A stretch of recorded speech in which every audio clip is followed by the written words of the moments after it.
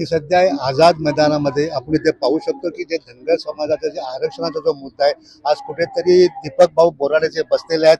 आज त्यांचा 10वा दिवस आहे. त्यांची तब्येती खूप खालवली आहे, शुगर वाढलेली आहे. माझ्याबरोबर काही त्यांचे कार्यकर्ते आहेत, त्यांच्याशी आपण जाणून घ्या.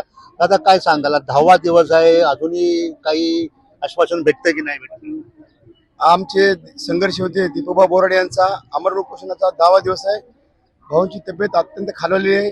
या ठिकाणी काल मेडिकल चेकअप झाले. त्यांची शुगर 50 पेक्षा खाली डाऊन आहे.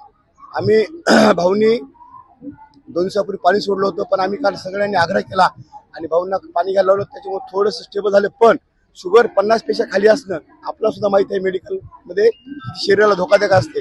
आमरण उपोषण करणं बोलणं इतकं सोपं नाही साहेब. मनातून शरीरातला प्रचंड वेदना होत आहेत.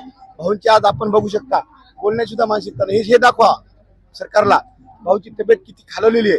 सरकारची गोष्ट केलं तुम्ही, आता विधान भवन मध्ये अधिवेशन चालू आहे, कुठला नेता इकडे आलेला की नाही आलेला? आम्ही या ठिकाणी सर्वांना आज व्यासपीठावरून सर्वांना या समाजाच्या नेत्यांना बोलवलेलं आहे. कोण आले त्यांचं सर्वांचं स्वागत आहे. पण मी एवढं सांगतो, या धनगर समाज एसटी आरक्षणाच्या लढ्यासाठी दीपक भाऊंचं एक आहे पहिलं आंदोलन, आमरण उपोषण नाही. मागच्या जालना येथे भाऊंनी 16 दिवस अमर उपोषण केलं. पंढरपूरला आमचे विजय भाऊ असतील यांनी सुद्धा 16 दिवस उपोषण केलं. फक्त सरकार आश्वासन देते, आयोग नेमते, कमिटी नेमते. माननीय भाऊंच्या वतीने त्याशी माननीय मुख्यमंत्री मोदींकडे भेट झाली. त्या सर्वांनी आम्ही सांगितलं ठणकावून की आम्हाला आयोग नको, कमिटी नको, आम्हाला ठोस एसटी सर्टिफिकेट द्या. कारण महामानव डॉक्टर बाबासाहेब आंबेडकरांनी आम्हाला घटनेत दिलेलं आहे. आणि माननीय मुख्यमंत्री मोदींनी सुद्धा सांगितलं होतं बारामतीमध्ये सर्व लोकांसमोर की आम्ही पहिली कॅबिनेट द्या, आम्हाला सत्ता द्या. पहिल्या कॅबिनेटमध्ये धनगर आरक्षण सोडतो हे नमूद करतो. दाखवा की 14च्या पूर्वी या महाराष्ट्रामध्ये काँग्रेस सरकार होतं. या महाराष्ट्राला तमाम धनगर समाज बांधव ज्यावेळेस भाजपच्या महायुतीच्या पाठीमागे भक्कमपणे उभं राहिला आणि आज 12 वर्षाला आम्ही मतदान करतो. पण या भाऊंच्या एका प्रत्येक थेंबाचा रक्ताचा हिशोब हा धनगर समाज आपल्या माध्यमातून बघत आहे की भाऊंचा इतकी अतिशय अजूनही काही स्थानिक लोक जनता, सर तुम्ही काय सांगाल? आज उपोषणाचा 10वा दिवस.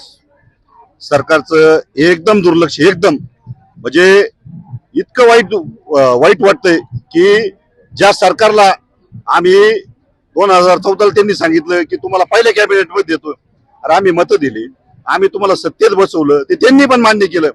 पण त्याची फेर ह्या पद्धतीने चालू आहे. 10वा दिवस आज.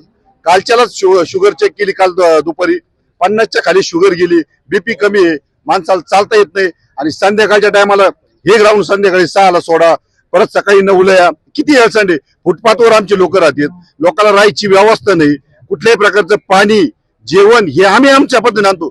शासनाकडून कुठलाही आतापर्यंत कुठलाही अधिकृतरित्या कुठलाही प्रतिनिधी इथं आला नाही, त्यांनी साधी विचारपूस केली नाही.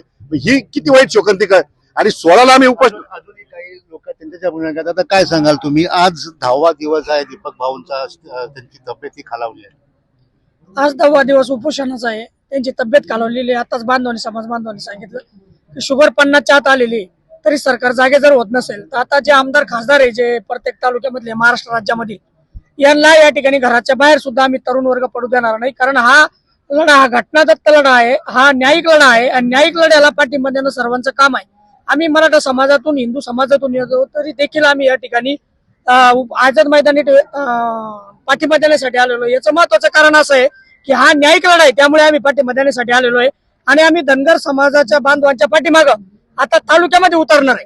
म्हणजे प्रत्येक तालुक्यामध्ये आता जे आमदार आहेत यांना आम्ही घराच्या बाहेर देखील पडू देणार नाही. 2 दिवस तात्काळ, आज अधिवेशनाचा शेवटचा दिवस आहे, तात्काळ त्यांनी निर्णय घेऊन यांना कमीत कमी काहीतरी विचारपूस तरी केली पाहिजे ना, इथं बसून दिलं पाहिजे. आता जो उपोषण चालू आहे, दीपक भाऊंचा संघर्ष होते, दीपक भाऊ यांना त्या काही संध्याकाळी 6च्या नंतर हे ग्राउंड मधून बाहेर काढून देतो. हे ग्राउंड कशासाठी आहे?